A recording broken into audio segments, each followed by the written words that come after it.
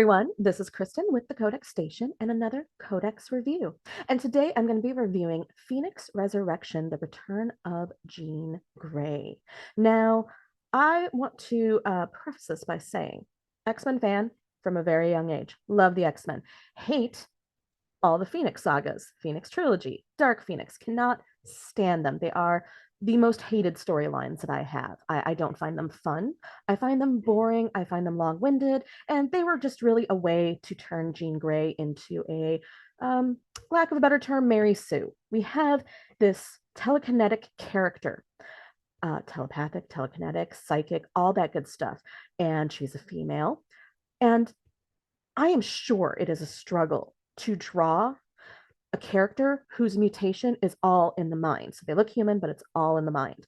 But we have somebody like Professor X who has Cerebro. He has his wheelchair. He has these other things that give him more of a personality. And they left Jean Grey kind of on the sideline of, yeah, she's super powerful. Yes, she helps, but we didn't give her much else except being the girlfriend of Cyclops. So enter the Phoneix entity. And now we have her as this super high powered person.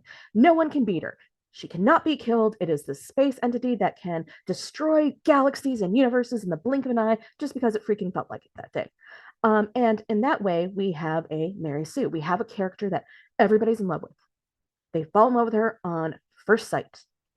Okay, Wolverine fell in love with her. She is dating Cyclops. Even the father love of Professor X with her. There's something about her. Everybody falls in love with her. And she's a super powerful mutant without the Phoneix entity. Then we enter the Phoneix entity, and now she is the most overpowered thing in the whole entire world. And you can't dig your way out of that. You have to make some different sacrifices to dig your way out of it. So to me, the Phoneix, not a great story. It did not translate well into film, either for X-Men The Last Stand or the Phoneix saga that they just did. It doesn't really translate well into the animated series. Want to let you know, I always skip over the Phoneix saga, even when I'm rewatching the animated series.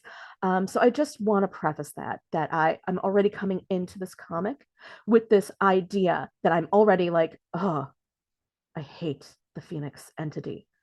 But I want to see what somebody else does with it. So that's what I did. Now, before I get into the actual review, let's talk about who did it. Now, there are a lot of names attached to this because I covered all 5 issues that are in this. I believe it's 5 issues. It might be 4.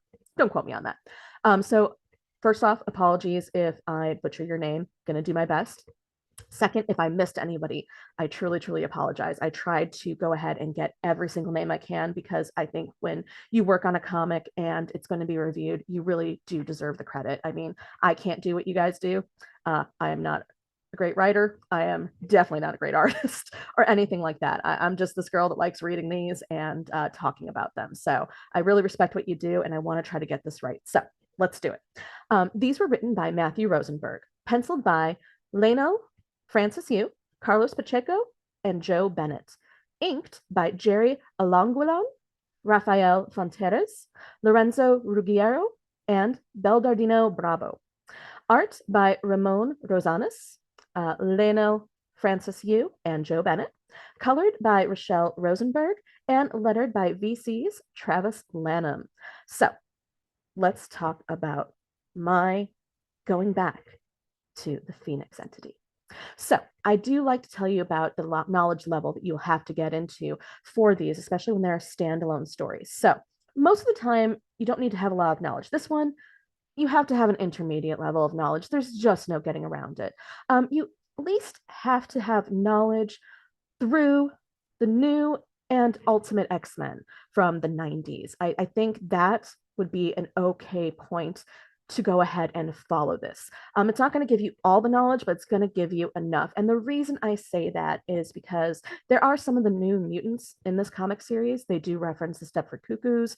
They do reference a lot of other of the new mutants, and those came out in these comics in the 90s. So if you have a little knowledge of that, perfect. You also need to have a basic knowledge of who's still living and who's not. I don't want to get too spoilery, so my apologies if this is a little too spoilerific. But the reason you need to do that is because this comic story is going to cover both people that are still alive and people that are not still alive. Also, having a basic knowledge of their true names rather than just their mutant names. So, if you know Scott Summers is Cyclops, awesome. You know Charles Xavier's Professor X. You know Wolverine's real name. You know Nightcrawler's real name. I'm not going to go through all of them, but as long as you know a few of them, you'll get a little bit of those special details that are in this. So let's get into the story. The story has to do with almost two, I don't want to say two separate stories, but it kind of is. Um, think of if you've seen WandaVision. Spoilers for WandaVision. Wanda, the Scarlet Witch, is in this bubble that is created for her, and she can control what's in that bubble. But outside that bubble is the rest of the world going on as it does. That's what we have here. That's a small spoiler, but I can't get through the review without making sure you know that. There is a bubble that is under the control of the Phoenix and controlling everything in that bubble. Outside the bubble is our world. So now that you know that, that's why you need to have knowledge of who's still living and who's still not. Because before I realized they were in a bubble, I'm sitting there going, pretty sure Multiple Man's dead. Pretty sure Morph's dead. I missed something if they're not dead. So things like that, just a little bit of basic knowledge. And my knowledge isn't as great as it used to be in the early 2000s because I took a break from reading a lot of comics. But with me having that gap, I was able to follow this just fine. So the artwork, it really follows the traditional idea of X-Men. I'm reading this and it's comforting, it's familiar. So I'm not too out of the box yet. I'm not too shell-shocked. It's like going back to the new X-Men, which I am currently rereading because I read it when I was like a teenager. So I'm trying to see it from a different point of view when I'm no longer a teenager. So it's familiar, it's comforting. It's like a nice little warm blanket, and I love it. There's also this really great use of shadows and darkness and light. I know that they do this in a lot of comics, but when you're trying to keep something in the story secret for as long as you can, you kind of have to use the idea of shadows and light and dark a little bit differently. You want people to sense that foreboding, that foreshadowing. You want them to sort of get it, but not before you want them to get it, right? You don't want them to know the twist until you're ready for them to know the twist. And this really does play well. Example, going into a mansion, and the only light that you can see is what is coming through the door that they just opened. So we have the light in the back of all of our mutants, and everything else is cloaked in shadows. And you're like, there's something in there. There's got to be something in there. Something's going to be popping out at them, and it's not going to be good. And I love that feeling. It's kind of one of the reasons I like horror movies too. It's like, oh, something's coming. When is it going to come? It's going to scare me. It's going to be great. And things like that. So I really love the play of the shadows and the light and darkness. It's super, super effective. And all of the other artwork and the coloring and everything is just so, so familiar. So now we have the characterizations. So we know these X-Men characters, right? We've seen them in comics forever. We have seen them in movies. We have seen them in different types of movies, not just, you know, the X-Men film franchise or the reboot. We've also seen them in the Marvel Cinematic Universe when we have Scarlet Witch and Quicksilver and Magneto and all that good stuff. Magneto was just mentioned. It's comforting. It's familiar. The characterizations. I know I just said that with the art too, but we know these characters and there's nothing lost in the characterizations. Okay. There is something a little lost to the people in the bubble. Now, that bubble, as I said, is cut off from the rest of the world. So you kind of have to flip the characterization just a little bit. So I don't want to spoil who is in the bubble as much as I can. Just know that the characters that are in the bubble, you have to flip the characterization just a little bit. Because since they're in the bubble, they're in their own world and they don't know that there's a world outside. So to them, this is their world. It's idyllic. It's you know, leave it to Beaver, so to speak. Everything goes and it happens the same way every single day. Y'all know each other. You say hi to your neighbor. You don't know anything's wrong or anything's about to close in on you at all. So we have to make the mutant characters that way, not knowing their power, not knowing how much they can change things, but also making them so normally human. And that is very hard when you have these established characters. So that was very well done. And when you have the other characters outside the bubble in our real world, this is kind of where more intermediate knowledge comes, because if you're not up to date with some of these characters and the growth that they've come through, you might be a little like, I don't remember that character acting like that. But please note, it really is just the normal growth. They kept that growth in there. It was great. For example, Shadowcat. Shadowcat has a lot of growth in the comics, no matter what comic she's in. You know, we see her as a teenager, we see her as an adult, we see her as a leader, and it goes boom, boom, boom. These characters have seen things. They've seen tragedies. They've been the heroes. They have been the misjudged. They have been the hunted, and they have been the hunters. They have had to go through so much change, so much that if you don't at least have a little rudimentary knowledge of it, you might sit there and go, man, the last thing I saw Shadowcat in was Days of Future Past, and I don't remember this. There you go.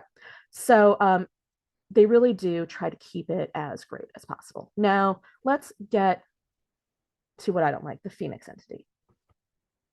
This would be my main beef with this. So, as I stated in the beginning, I hate the idea of the Phoneix entity. It's overpowered and everything, but that's established. So, I'm expecting this overpowered entity that wants to wipe out our planet with the blink of an eye, but also wants to reconnect with Jean Grey.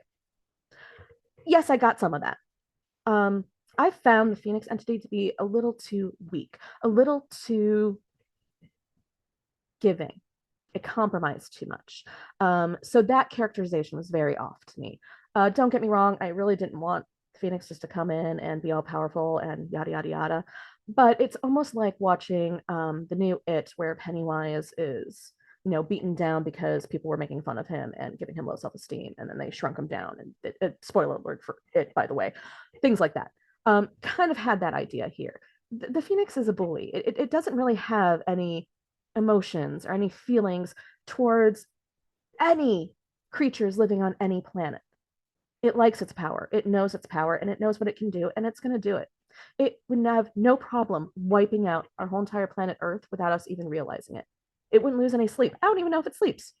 But here it was a little bit weaker. And I don't know if that was on purpose. I don't know if I missed something with the Phoneix entity that may have been a little bit more recent, but to me that just felt a little off, and really kind of dragged the story down for me. So with that being said, because I don't want to get too spoiler heavy, I can't believe I'm going to give it this rating. I'm going to give this an 8 out of 10. And that's huge for me because of just that rant that I went on in the beginning about the Phoneix entity and everything. Um, it's 8 out of 10 because I took 2 points away for the Phoneix entity. I didn't like that, but I loved the idea behind this. I love the idea that there is this little bubble where no one knows what's going on, and you got to find out who's going to figure out that mystery, and how the people on the outside are going to help those on the inside figure it out. It's really cool concept. I liked it in WandaVision. It works just as well in comic book form, and it really does grab your attention. The only thing that made me lose my attention just a little bit would have been the Phoneix entity. So very well deserved 8 out of 10. The highest I would have ever given anything that had to do with the Phoneix. So there we have it. That was Phoneix Ressurection, the return of Jean Grey. And in case you forgot who I am in the last couple minutes, my name is Kristen. This is with the CODEX Station, and this has been a CODEX review. And as always, I hope to see you in the next issue.